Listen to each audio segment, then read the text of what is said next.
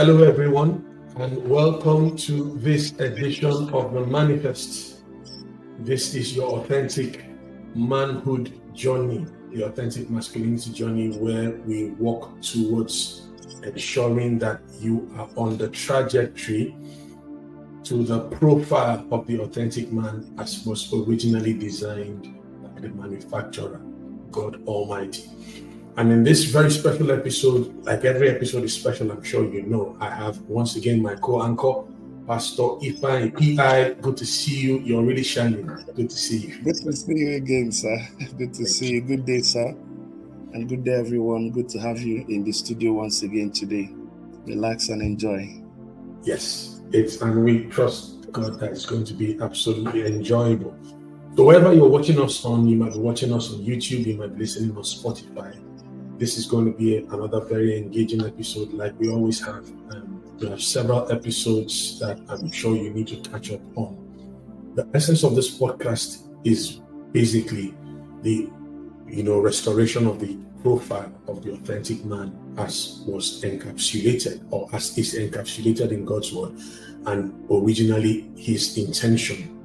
So, we are passing through and we're going through several episodes and several titles, that are very important in showing us that profile of the authentic man as was designed and established by God. So on this particular episode, in this particular episode, we're going to be discussing what we refer to as the Fatherhood Quadrant. The Fatherhood Quadrant, it is, absolutely phenomenal because we're going to be covering several parenting styles. So we're going to be looking at basically 4 types of parenting styles.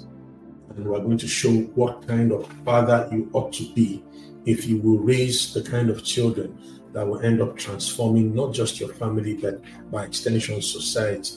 You want to raise children the way God has ordained for us as parents to do, then you want to pay very careful attention to this. And then pinpoint the exact parenting style you use. And then realize if that parenting style has any deficiencies that you might need to upgrade on while looking at the bigger picture as we continue. So, PI, please, could you just give us a little background brief about the Fatherhood Quadrant and the different parenting styles? Just a little background brief as we're about to start, Okay, thank you once again, sir, and welcome everyone. Okay, so in parenting, in particular fatherhood, we are studying fatherhood in this context now. We've observed over time that there are 4 ways that people parent generally. There are 4 ways that fathers usually raise their children. So we're going to be putting up the quadrant quickly on the screen. So on the screen, we see 4 quadrants. On the top left, we see permissive parents or permissive fathers. The top right, we see authoritative fathers. And then the bottom left, we see neglectful fathers. Then on the bottom right, we see authoritarian fathers.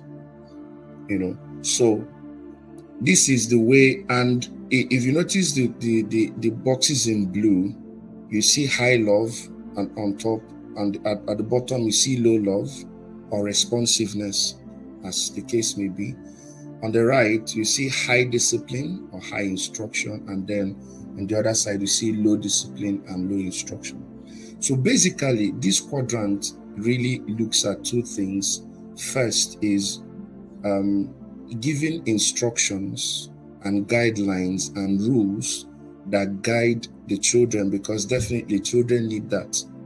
But on the other hand, it also looks at how responsive a father is to their children's feelings, and how much love and affection and care they also show children. Because this thing must be a balance between love and discipline. It must be a balance between love and discipline, because love without discipline is deception. It destroys people. But then again, discipline without love is cruelty. A lot of times it produces rebels, it produces people that are hardened, it produces people that become a big problem to the society. you know. Sir, please, I don't know where you want me to, I don't know where you're going to come in, sir. That's fine. No, that's fine. You're doing a wonderful job. And so basically, I love the way you just explained it now. Something you said that's beautiful. I love that very much. So love without discipline is deception, while discipline without love is cruelty. Okay, so that's perfect. That sounds very nice. So basically, what this quadrant is stating is, what the essence of the quadrant, the essence of what we're trying to pass across to you listening right now, is how to show an appropriate amount of discipline stroke instruction in a significant environment, or in an environment of significant love, okay? An environment of significant level of love, if you will, okay? So your child, whether you're a father or mother, because I also know that lots of women listen to us as well, and that's perfectly fine, because the same principles can be applied. Although we focus entirely on men, our focus is entirely on men, and we leave those that have the ministry to reach women to do their bit.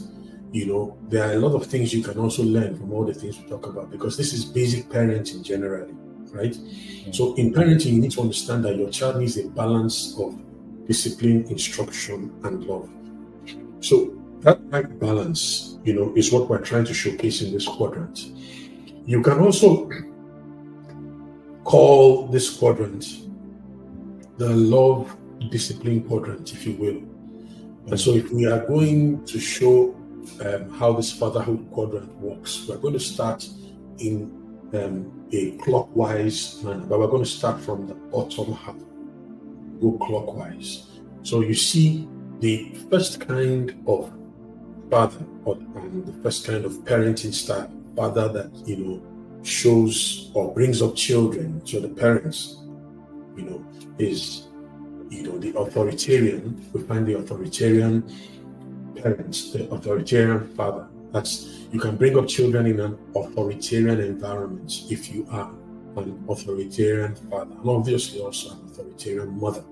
So what is detailed, and we're going to give a detailed breakdown concerning all these parenting styles the moment we finish this.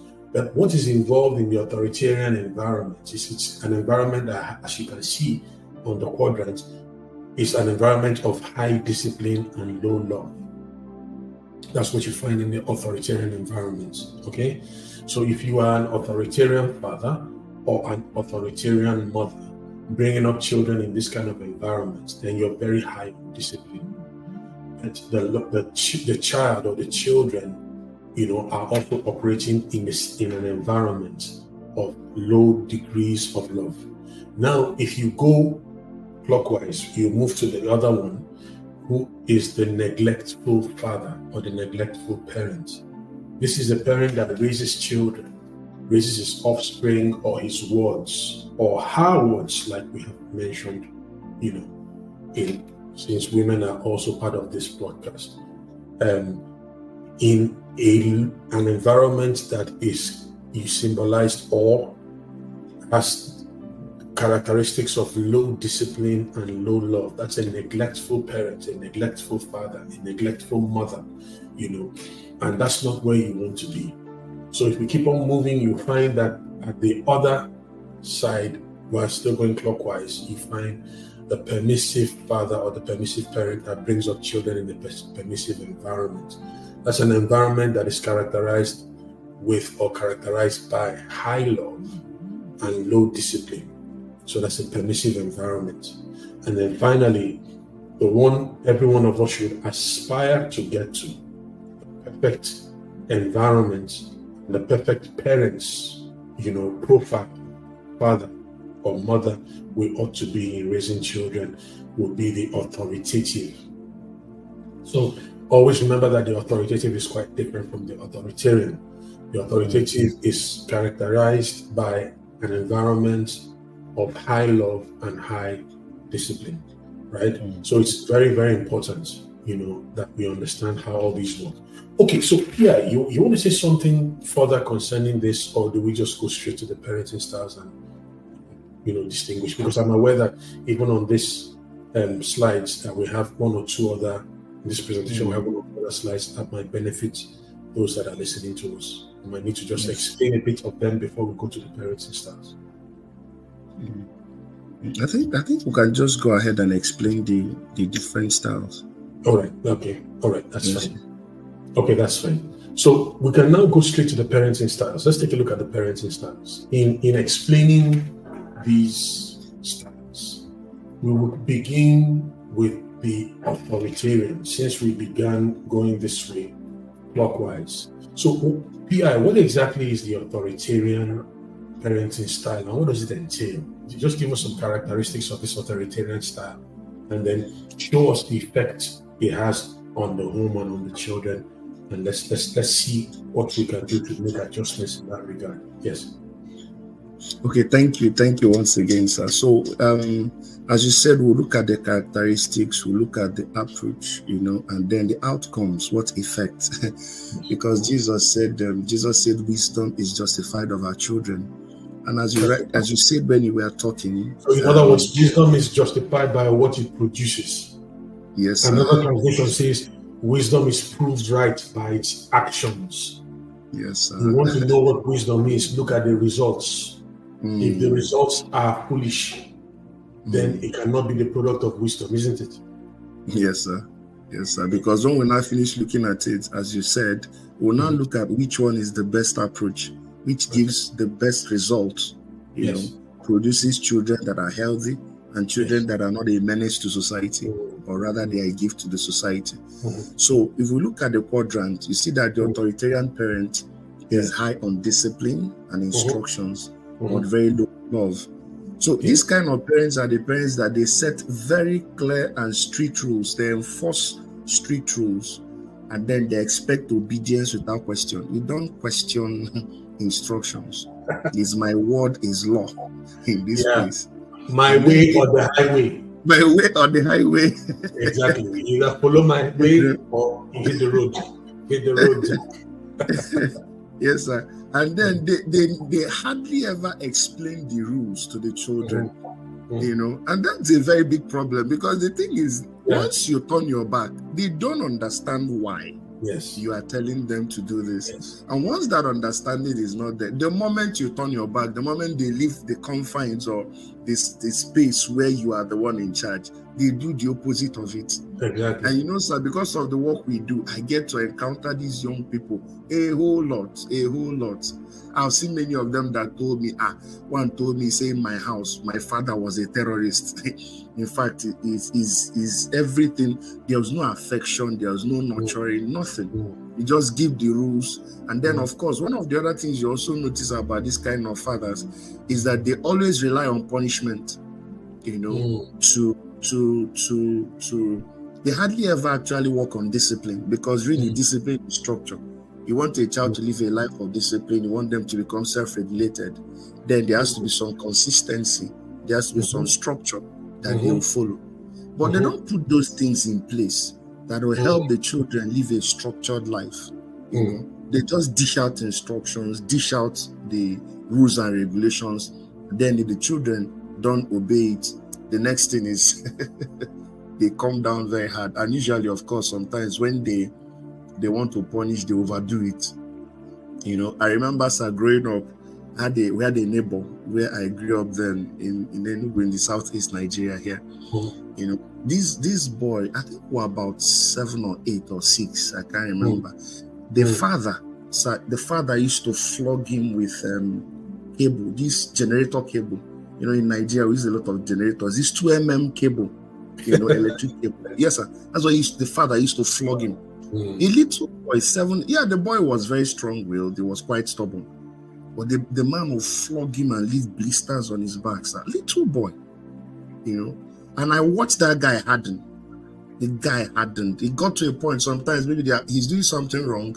Their house help will tell him, I'll tell daddy when you come back. The guy will just smile. He said, what's the highest you do? Is it not to flog me?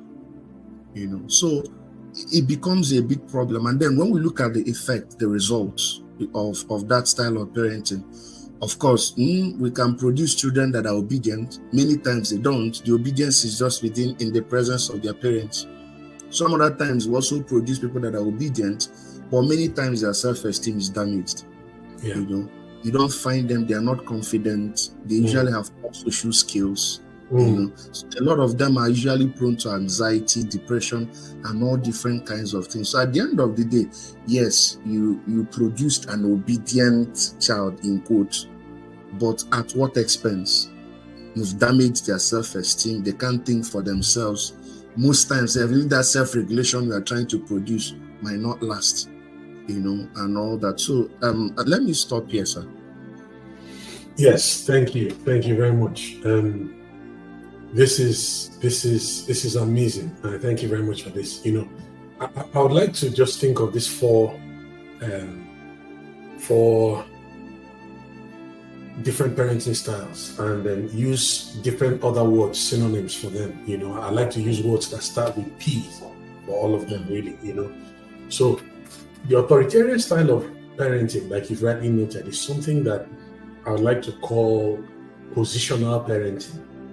Why I call it positional parenting is that, you know, like, I teach leadership, and then just like John Maxwell will tell us about the 5 levels of leadership. The lowest level of leadership is position, okay? Now, this is the leadership you exert over someone simply because you have a position. You are the person's boss. So either the person is afraid of you because of certain emoluments that you can keep back from the person, or the person is afraid of you maybe because of certain certain types of pain or punishments you can inflict on the person. You know, for as long as that fear is in place, you are the leader.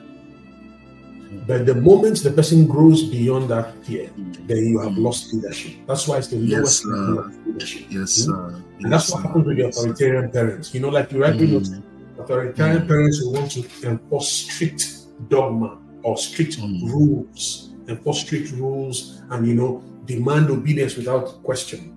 You know, and that's how a lot of us were raised. Yes. A lot of us in our generation were raised like that. Unfortunately, you try and raise your children like that, you're going to have big problems, because we were not exposed to the level of information that our children are exposed to now.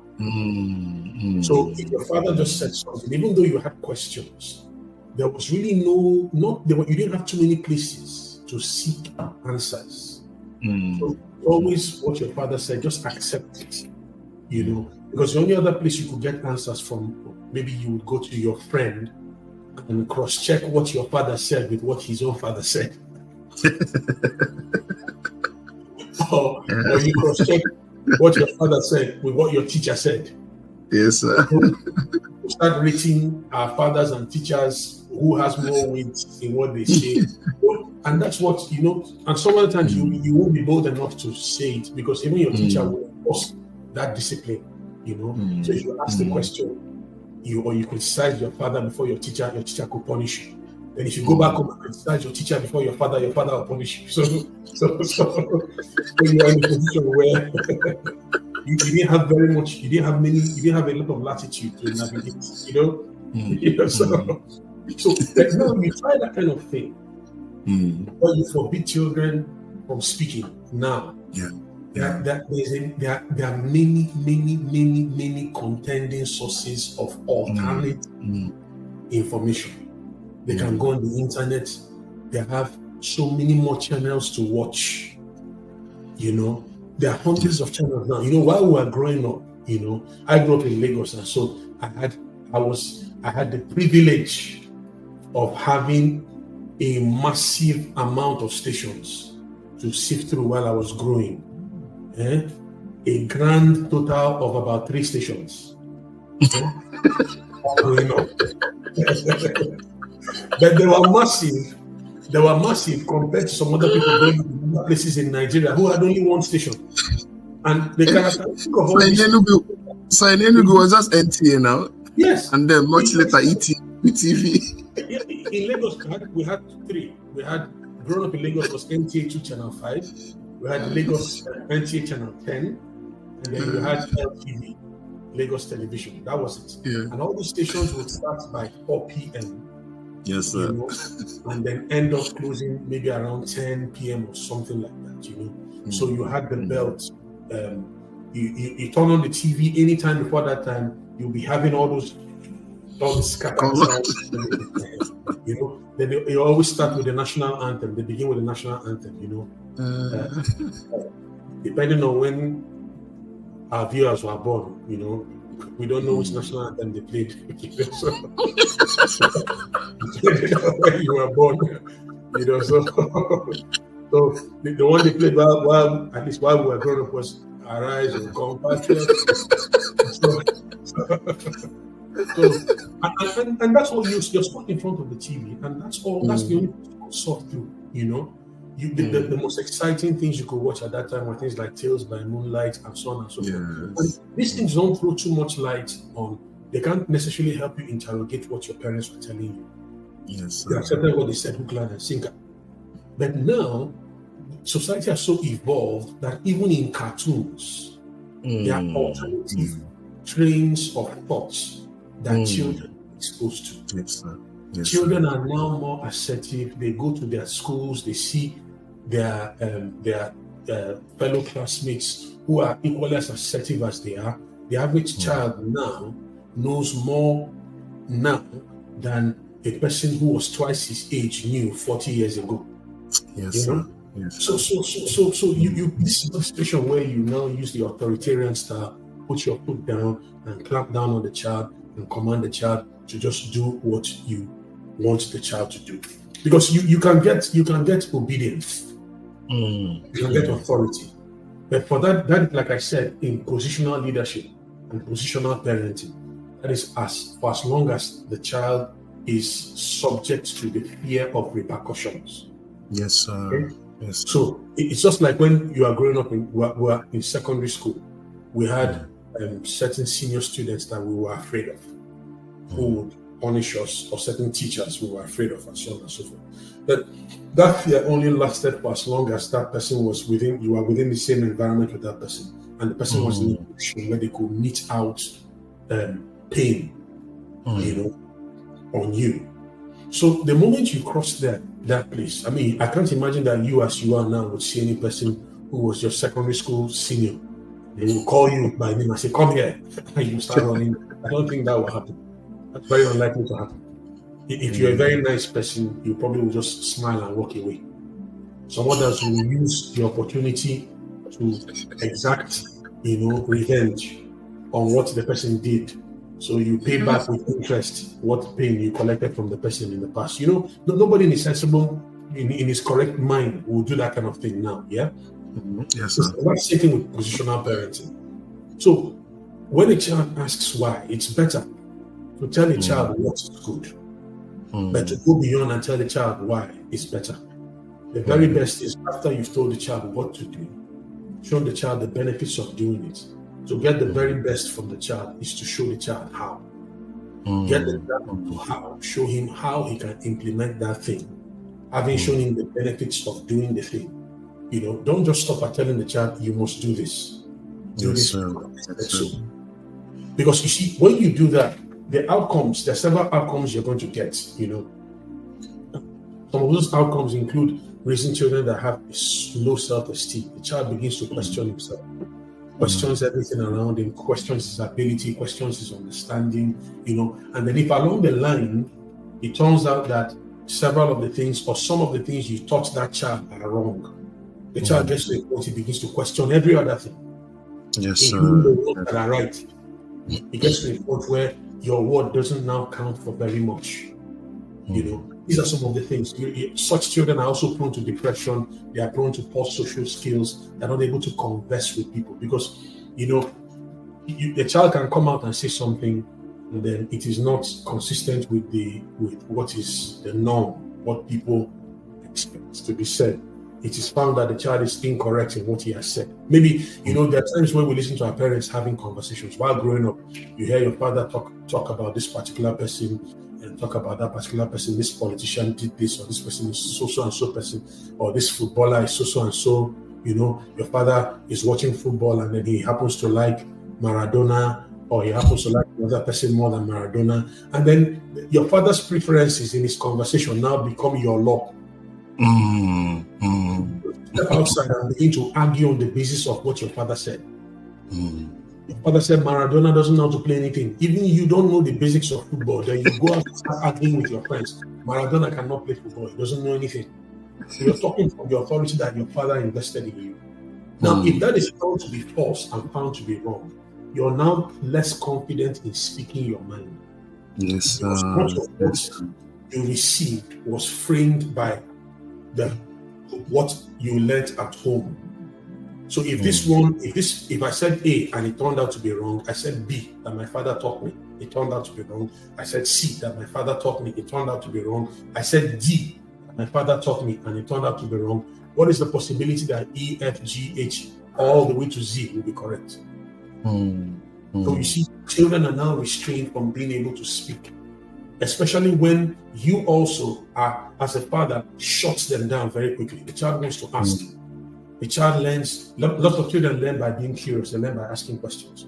Yes, sir. Yes, sir. Now, the child keeps that in him, and his ability to ask questions tomorrow will be severely impeded.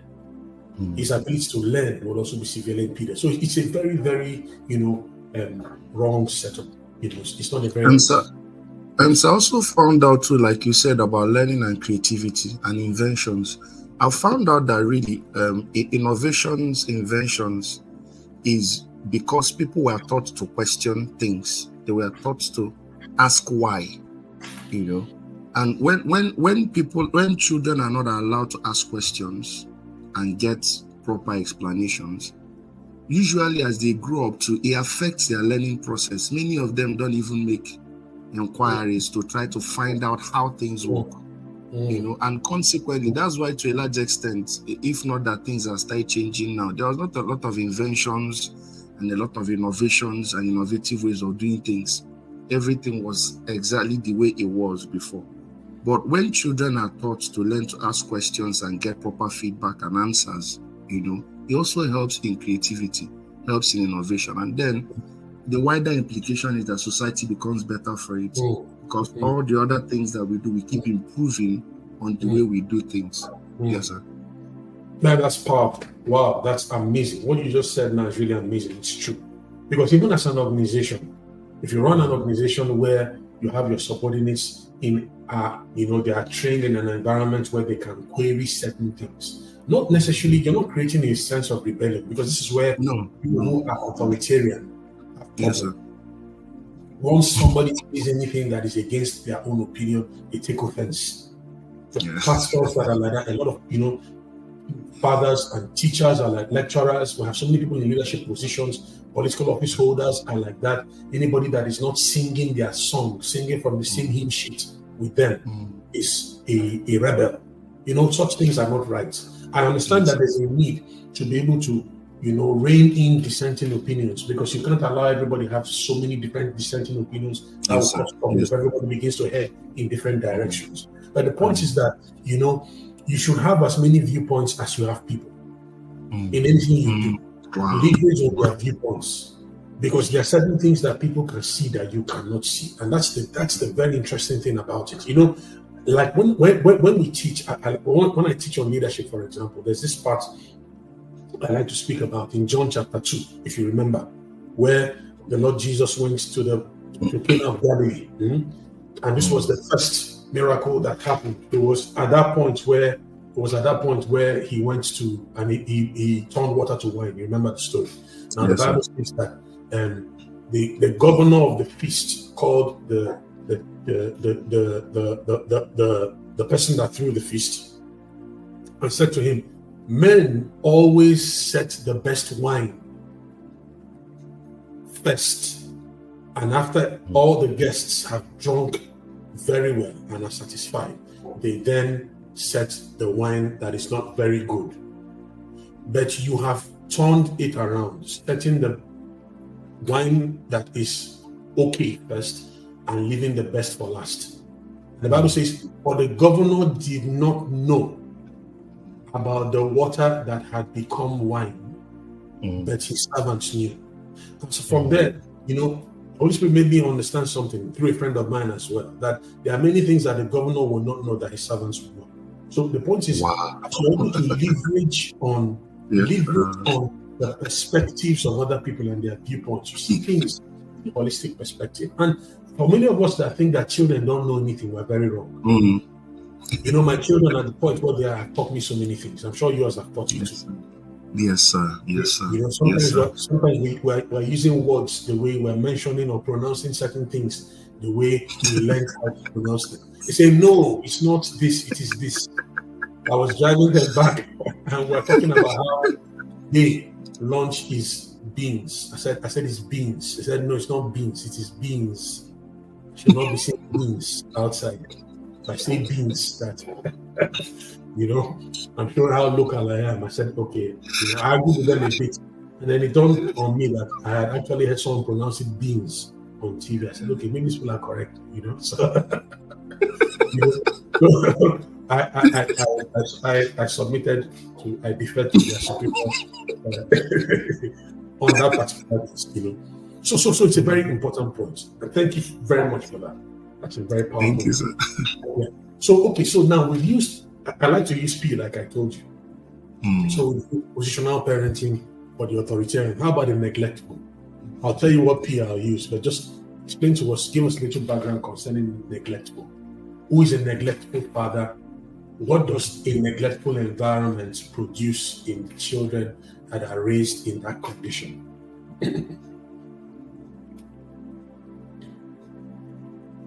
Yes, Pastor Fai, PI. Can you tell us? Okay. I thought you were okay. I'm sorry. I thought you were still.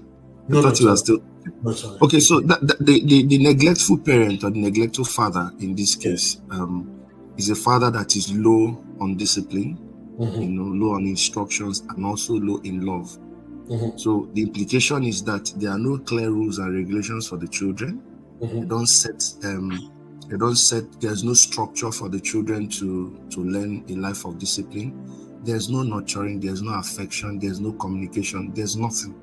You know, usually these kind of fathers are actually uninvolved.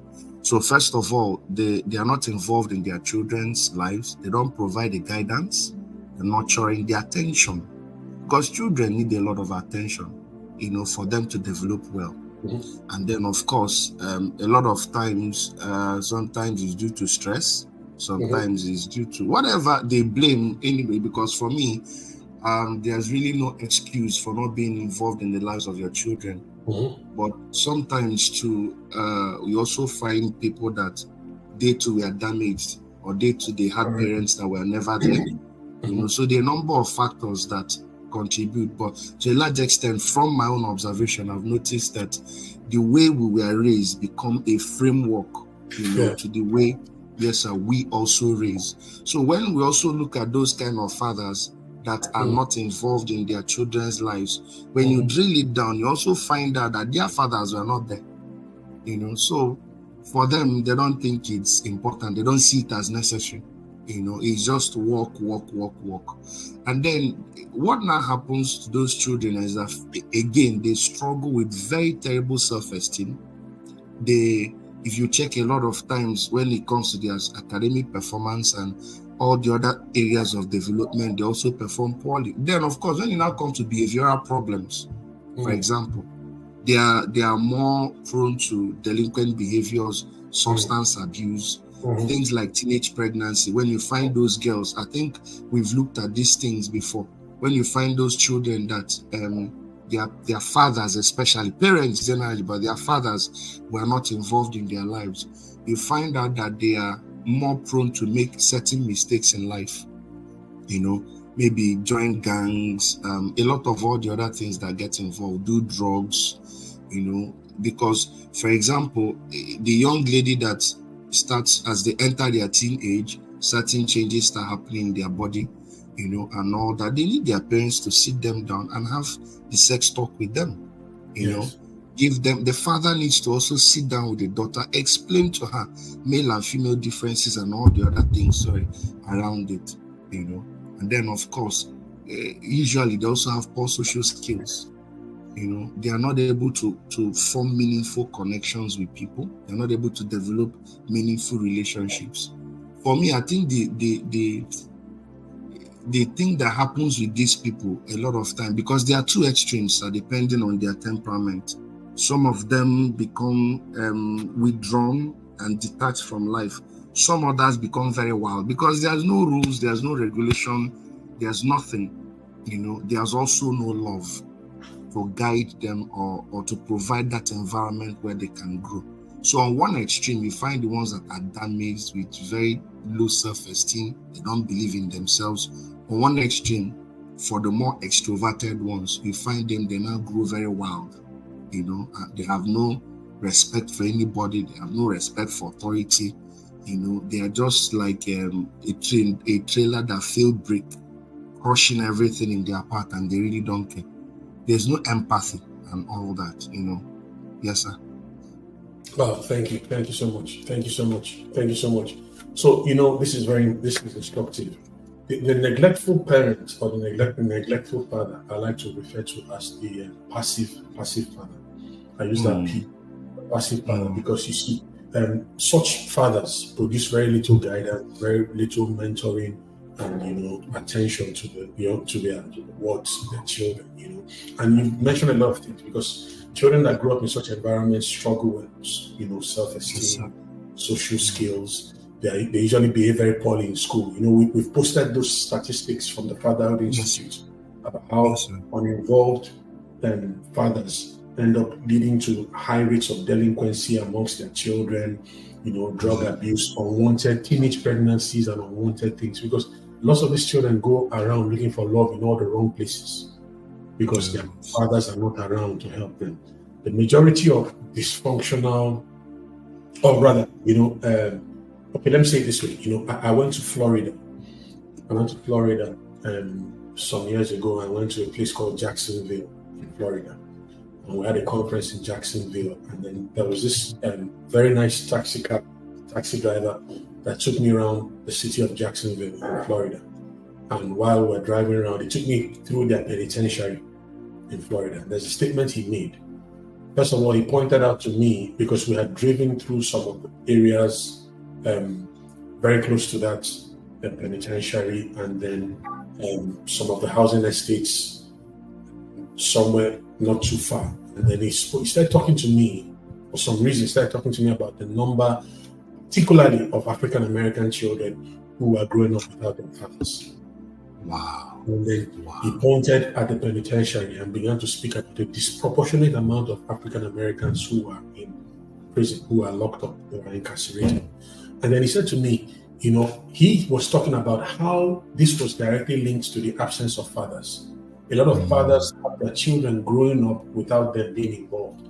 And so once they're not involved, what happens is that vicious cycle continues, because that child eventually becomes that same type of father.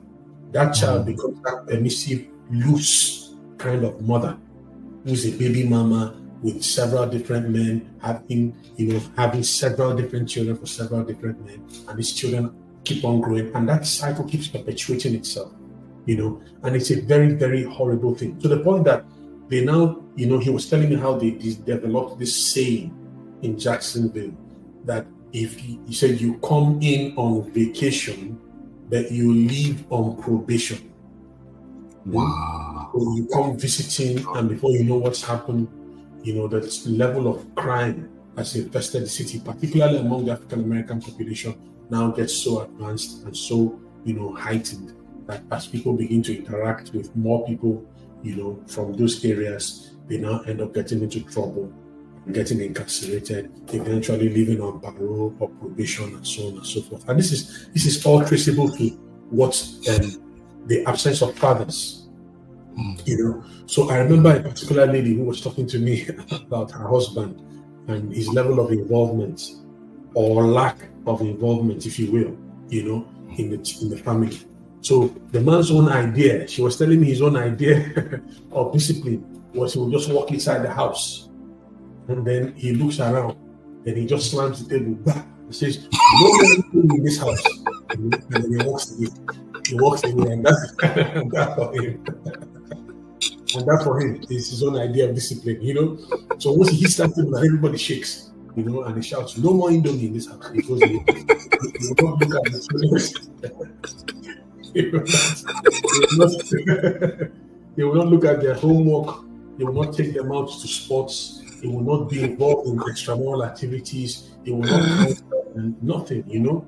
He just shows it, pops in and pops out. And there are some men, there are a lot of people that, you know, the number of men that live such lives, you know, it's a crazy thing. It's very dangerous because these children grow up so fast. If you're not involved in their lives, at the end, you're going to find out that you have done yourself very bad. You've done yourself very bad because, you know, every vision that God has given you is meant to transit from you to the next generation. Your ability to prepare the next generation to be adequate purveyors of that vision that God has given you will be one of the hallmarks of your greatest success. If you're not able to do that, no matter how much money you make, no matter what it is you've accomplished, you're not able to translate it to raising children, you know, raising a good family, you know, then you've lost everything, really. There's nothing, you don't count. You will not be remembered. Anybody that dies now, most of people that die are forgotten in the next 5 years, forgotten in 10 years, you know. So forgotten in 20 years. All that lives on is the people you raise after you, who will carry your legacy after you. So we don't want to be such fathers, you know. We don't want to be such fathers. Okay, so let's move on for want of time. Let's talk a little more about the next one. What is it, the permissive, and that's a P giving. So we've gotten the positional father or the positional parenting, passive parenting, but now permissive parenting. Tell me about that. What do you have to say about permissive parenting? Okay, thank you, sir. So the permissive father, you know, as we can see from the quadrant on the screen, is very high on love, but low on discipline and instructions, you know. So one of the things you notice about them, yes, they communicate to the children, they love them, you know, they provide that nurturing, they nurture the children. But the problem with this kind of father is they are indulgent and lenient, you know. There are no clear boundaries. There are no consistent rules for the children. They don't establish clear, consistent rules and regulations. They don't provide clear instructions on how the children should live their lives, on how they should behave, that will now help them eventually become self-regulated, that can now eventually help them become self-disciplined and become responsible adults. I'm sorry, 1 second. Sorry for cutting you short. Please, Yes, can our technical guys behind the scene kindly remove the graphic now, so to enable us with the subtitling? Yes, thank you very much. So the subtitling will work very easily. Yes, please continue. Okay. I'm sure everyone watching now must have seen. You already have a mental image of the quadrant. You know exactly what it is now. You've seen it long enough to have it imprinted in your heart. Yes, please continue. Sorry, sir. Okay, so yeah, thank you, sir. So you know, so they don't provide that. They don't provide the instructions, the guidelines, the regulations, the environment that help their children to grow up and to become responsible adults that are self-regulated. And many of them too also avoid confrontation. You know, they don't like confronting their children about what they did wrong. And this thing can be very destructive because children growing up, a lot of times, I was reading a book years ago, Dr. James Dobson's book. I think it's beautiful author, by the way. If you're listening, you want to get everything solid, yes, sir. Dare to Discipline, yes, sir. The book Dare to Discipline, yes, by Dr. James Dobson. And he was talking, and he made a statement. He said, what you need to understand about children naturally is they just want to know when they do certain things, it's not out of rebellion. They are learning. Their minds are learning. So they are not doing it to frustrate you. They are not doing it to rebel against you. They don't have that framework. They just want to know where their boundaries are in their relationship. You know, that's why sometimes they are doing some things, they are looking at you because they want to know, how far can I push this thing? Very important. Where is the boundary? Very important. Where is the boundary here? How far can I go? Where should I stop? So the permissive father doesn't provide those clear, consistent rules and boundaries, yes, sir. And so you see these children, they now grow up, many of them become what they don't know, there's no boundary. They struggle with authority, usually. Those ones, they are anything authority, anything boundaries, they don't even obey those things. And then when it also comes to self-discipline, those kind of parents produce very lawless children. Very long. So it's sad to see that sometimes you see men in their 30s, men in their 40s, but very lawless. And then, of course, when you now probe further, you find out that there was nobody there to guide. There was nobody there to show them. And I think we've looked at this in the past. Someone like David. I was reading 1 Kings, I think chapter 1, about his son, Absalom. Yes, Absalom. The guy was very beautiful, And then, of course, then they made a statement there. David never for once asked that boy, "What are you doing?" David never for once corrected him or confronted him about what he was doing wrong. And usually they just grow up, they become wild, and then all kinds of things, and become big problems to society. So the bottom line is, in as much as a father shows love, communicates, does all that, plays with the children, is involved in their lives, he must also let them know the boundaries, consistent boundaries. If they go wrong, they should also know the actions have consequences, and those things should be established ahead of time. It's not an emergency. You should let them know, okay, if you do this, this will happen. So when we read Genesis chapter 1, God did that for Adam, of all the trees in the garden. So it's really freedom with boundaries. Yeah, you are free to do anything, of course, but then look at where the boundaries. Don't touch this tree. And then give him the consequence of touching that tree. The day you eat of it, you shall die. And then when Adam broke that, God also shows up and enforced the discipline. Because I've also found out, sir, in enforcing discipline, when these things are broken, there also has to be some consistency. So don't confuse the children. Thank you, sir. Thank you so much. Wow, that's amazing. That's amazing.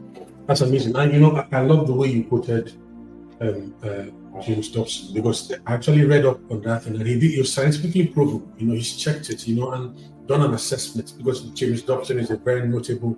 Of course, I believe he began as a medical doctor, and then he eventually got a lot of, as a medical doctor, branched off into relationships and then child psychology and everything. So all these things have been proven. Children, the average child will want to push the envelope. He keeps on pushing it. He wants to see how much he can get away with. And if he keeps on pushing it, the truth of the matter is that the more you allow him get away with, the less respect he has for you. He keeps losing that respect. That's the truth of the matter. Now, it is important for us to understand that we must allow children take initiative. But while allowing them take initiative, do not assume that taking initiative is synonymous with abandonment to take decisions by themselves. Because even in taking initiative, it's important that you understand that there must be consummate guidance. There has to be consummate guidance. There has to be a certain level of guidance if that child is going to do well. So you have to understand that and allow them with proper guidance. Because you see, what happens in permissive parenting is that, permissive parents, permissive fathers, the permissive environment is characterized by high leniency and high indulgence. So people are allowed to indulge as long as they want. Children are allowed to indulge. Children don't know how to draw boundaries. You have to draw boundaries for them. No child is going to come up on his own and start drawing boundaries. It is alien to them. It's alien to them. Okay? What the Bible tells us is that foolishness is bound in the heart of a child. A foolish person doesn't know how to draw boundaries. That's part of why he's foolish. No matter how intelligent the child is, they are still in their formative years, formative stages. There are some things that their minds are not able to relate to. So we must be able to put ourselves in a position where we can enforce that. When you see parents that like to, allow considerable self-regulation for children and avoid confrontation, they don't want the children to go upset, to react and everything. You see, you are causing serious trouble. you're causing serious trouble. I think I've told you this story before by a friend of mine who I went to see many years ago, and in the city he was living in, we had these two sons that they were little then. This was many years ago. This was, at least 15 years ago. So he had two sons. And, while I went to visit him, we were just outside talking. And, he had this pack of snacks that he had given one of his sons, and then had a pack of snacks he had given the other son. And then he had this pack of snacks he was eating too, the same pack. He gave everyone the same level, including himself, and he was eating while we were talking. So his younger son now finished his own pack of snacks and came while we were having a conversation to take the snacks from his father's hand. Apart from the fact that I noticed that the father didn't even correct him, we're having a very serious discussion. The father didn't even correct him in, over interrupting us in the conversation. The boy took the snacks from the father forcefully. Wow. And then when the father attempted to take it back, the boy began to cry and began to throw a very serious tantrum. At that point, I just stopped. I was watching everything that was going on. And the father left him with the snacks, and the boy just went away. Now, that brief episode showed me a lot of things. It showed me a lot of things. And what it showed me was that, that level of permissive parenting could show what the child, if that trajectory was not changed, what that child would be in the future. It was very important. Because any child that could just come and take something that did not belong to him, take it with crying, and you don't correct that child, you're telling the child it's okay to just throw tantrums and take anything that he wants to take. So tomorrow that child will throw tantrums. By this time, as a grown-up, he could throw tantrums with a gun this time and take away something that belongs to another person, and for him to be justified because the father did not teach him, And unfortunately, I'm sorry to say this, but I've noticed that because, even though years have passed, I've watched that boy. It's not like the father and I were very close, but I watched that child, and I've seen him. I even saw him very recently. And you see somebody who is so antisocial, all these problems in his life. I see, very tall young man, who, every time I see him, I literally have to beg him to smile. I have to beg him to show some sort of, just to try and engage in nothing, and, all these things are feasible. I was talking to the father the other time, and the father was trying to explain to me that was how he was too when he was growing up. So it's something the boy will outgrow. That's what the boy will outgrow. I do hope that is the case. But you see, we must learn how to bring the proper balance. You can't be a permissive parent allowing your child to do just anything they want to do and expect that the child will succeed. Let me explain something, and I'll tell you why I'm saying this. The P always used to say, Pastor David O'Whaley would say, years ago, I heard him say this, and it stuck to me. Freedom without restriction is equivalent to bondage. And you don't reinstate or you don't establish restriction to that freedom. What you have is bondage in another guise. That's what it is. Freedom without restriction is always equivalent to bondage. If you don't see the bondage now, keep watching. You will see it very soon. That bondage will show. Think of a train. Think of a locomotive train. If you don't see a train driving on a highway, you don't see a locomotive, driving through somebody's back garden. You don't see a locomotive going through a country park. The locomotive always has to be on the track. In this country that I live in, the UK, for example, we use a lot of trains. So you're passing through trains, you're passing through communities, you're looking around, you're seeing houses, seeing different houses as you're going through and all that. At what point in time will the train just decide to just go off the track and go through? Because there might be a faster way behind somebody's house to get to where you're going to. The train now goes off and turns through somebody's house, passes through somebody's garden, enters somebody's swimming pool and comes out on the other side. And we finally got into where we're going to. But the train cannot do that. Because the train is restricted by the track. You understand what Wow. I'm saying? Yes, sir. Yes, sir. Now, Yes, sir. the problem is assuming that train has a will of its own. That train can get tired of being restricted on the track and decide to go its own way. But guess what will happen if the train goes off the track? Its movement stops. Because that very same thing that is responsible for restricting it is also responsible for its progress. Can you see how it is? Wow. Yes, sir. Yes, sir. Yes, sir. The same thing that sets restrictions, the same borders, the same discipline that you bring into the life of the child, and the same regulations that you see fit to put to moderate the child will be the primary factor responsible for that child's progress in future. So that bondage is the bondage. If you take off that restriction, there's bondage, but that bondage might not show up yet. You can rest assured it will show up eventually. So that's a very important point. Let's talk about the last one.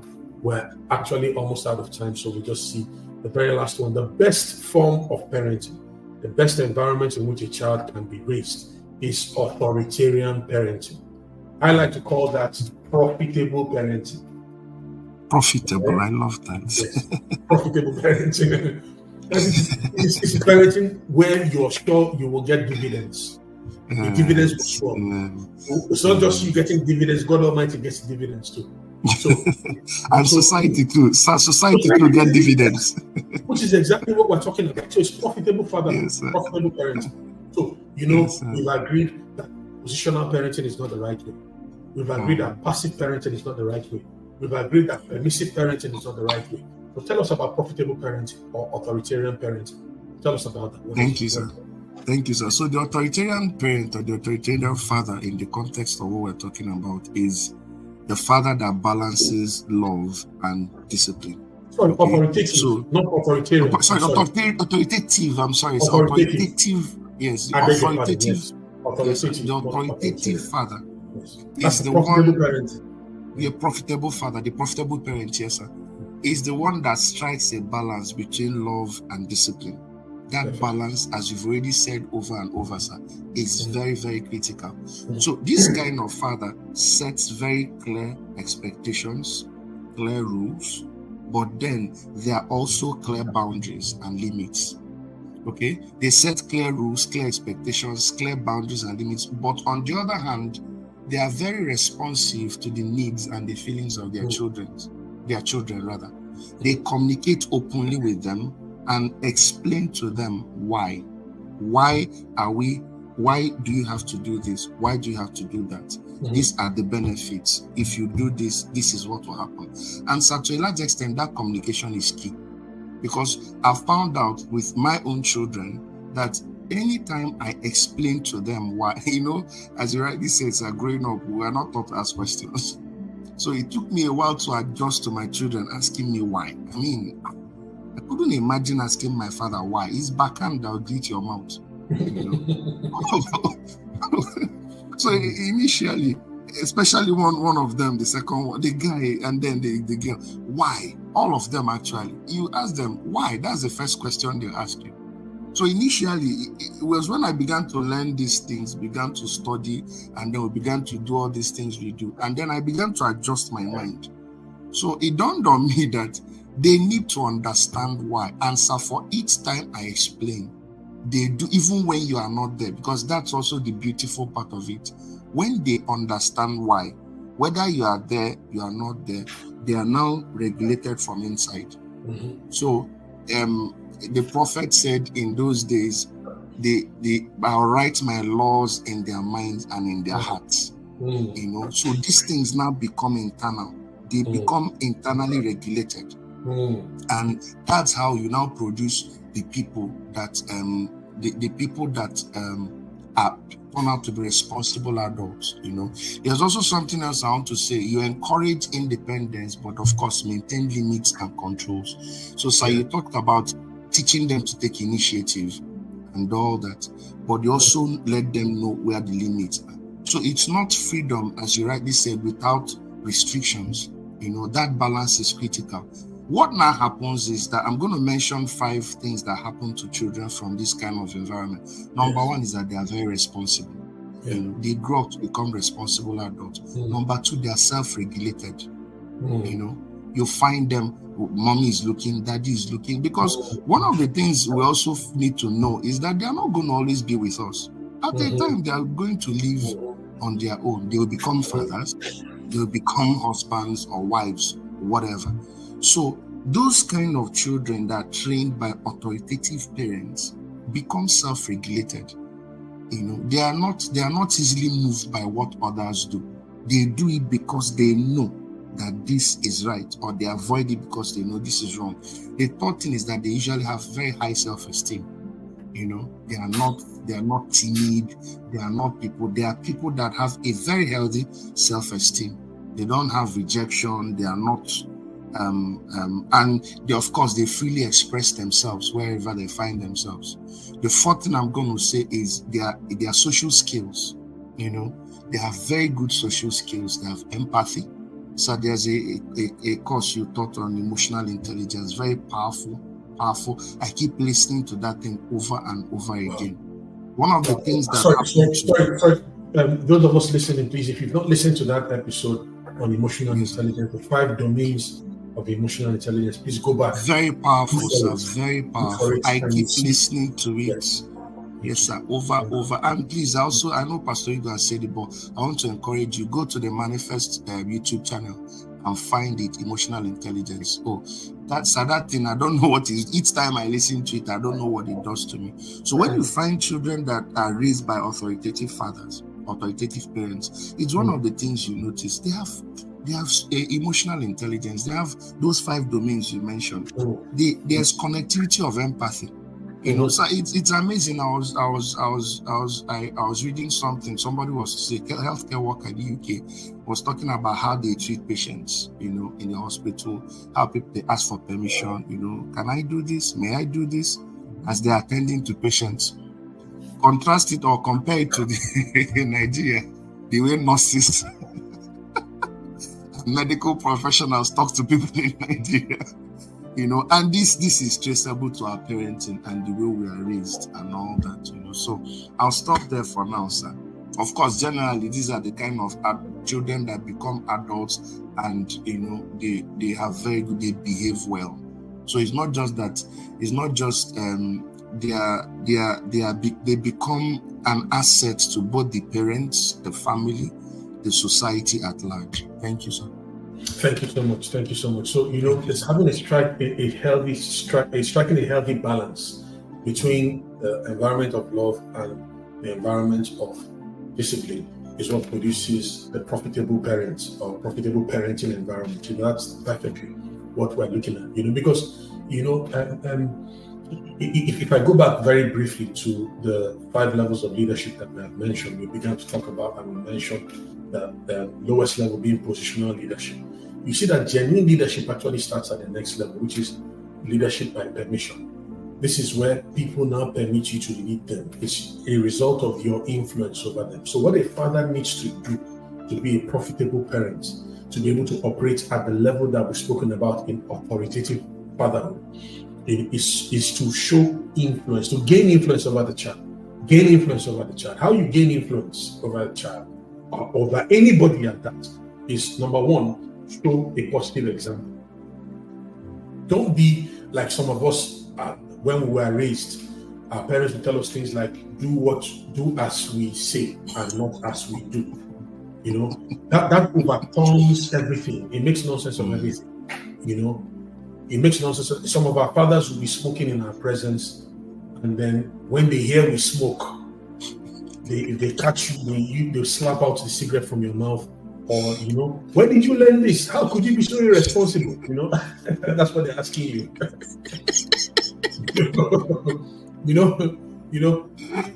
I mean, you set the example. Your children are not just doing what you have done. The tendency is that they do greater works than what you did. Because the example was set. So what you need to see, what you want them to see, what you want them to become is what they must see. And then once they see that thing, they keep on repeating it because that is what you have shown. It's a very important point. So you show permission, then you show production. There's leadership by production that comes after permission. So you have to show that you have work ethics that you are passing across to them, things that you want them to emulate, virtues and values. Don't pass across vices. Pass across virtues and values that you want them to emulate. Things like diligence. They need to know their father works hard. They need to know that their father is everything he claims to be. If you're a Christian, they need to see you praying. They need to see you studying the Bible. You need to have devotions with them. You need to discuss with them. They need to see the way you treat their mother, the way you interact with others, the respect, whether you have respect for other people, is what the major factor that will determine the respect they show others. If you talk down on people, if you're brash, you're arrogant, it will definitely be seeds you have sown in them, and they will produce the same thing, And so there's so many things to say about this, so many things, but I do trust that with a little time, because we've gone beyond that allotted time, we need to stop at this moment. But I do trust that we have helped you to a considerable extent point out what it means to be, an authoritative father, okay? Not an authoritarian. This is profitable parenting, how to generate an environment of profitable parenting, and if you do have any questions, please feel free to reach out to us with some more questions concerning this. You can send them on the website. And PI, please give us a little more information concerning how to join the movement, because I've had a couple of people ask me about joining the movement. Please throw more light on that. And then how, if people need prayers, how they can reach us for those prayers, especially those who want to give their lives to Christ. Okay. Thank you once again, sir. All right. So, we have the podcast is open, is to everyone. Okay. Whether male, female, whichever one is open to everyone. But then we have a movement, but the movement is strictly for men. So if you want to be a part of this movement, go to our website, okay, manifesttribe.net. Okay, when you get there, get to the about page, you see a brief description of what the Manifest Tribe is, and then at the end you see a button for join us. Click on it and then follow the directions. We're going to reach out to you and then add you to the group and then show you how it's going to be. Then secondly, remember to follow us on all our channels, on our Facebook, on YouTube, and on Spotify. Follow us on all our channels. You're going to be seeing them on the screen. If you have any questions, please send it. They'll post a link on the screen. Okay, send your questions. We're going to answer the questions. And then if you want to give your life to Christ, you'll also see a link we'll post. Click on it. You'll see the guidelines and the directions there. And then once you give your life to Christ, there's also a form that you fill to let us know you just made the decision, so that we can follow you up on that. Thank you so much for joining us today. And thank you, sir. Thank you for this awesome episode today. Thank you so much. Thank you, Pierre. Yes, thank you, everyone. We're out of time. We thank you very much. We give God praise for your lives. We thank you. And Father, in the name of Jesus, we thank you for this wonderful time in your presence. We thank you for what we have shared.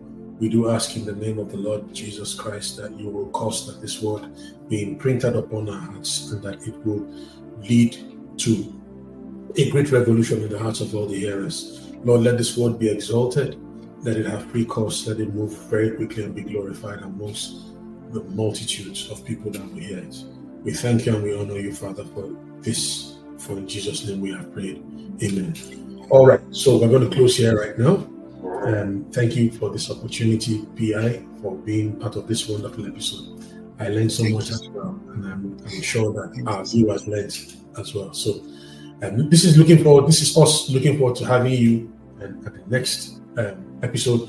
Please subscribe and share with every single person you know. Share, even with everyone you don't know. Share, share, please. And God will bless you abundantly as we all partake of this revolution. God bless you. Have a wonderful day or wonderful evening. Have a wonderful night's rest.